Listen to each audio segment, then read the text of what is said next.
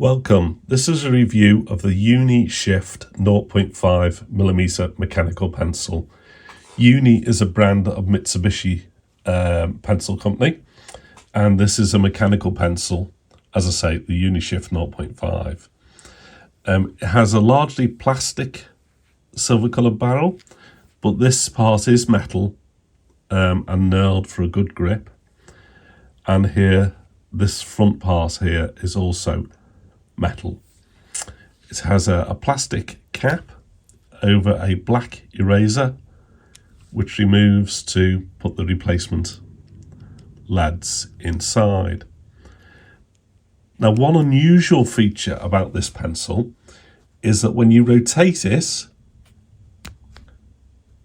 the front retracts to protect the lead. So I'll just show you that again. That opens up and closes.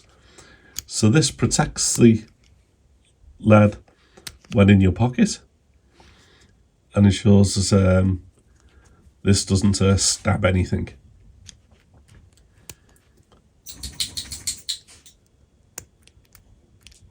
The movement is good and strong, and it clicks very nicely. It writes very smoothly. Yeah, and very nice. Yeah, it feels lovely. Good weight.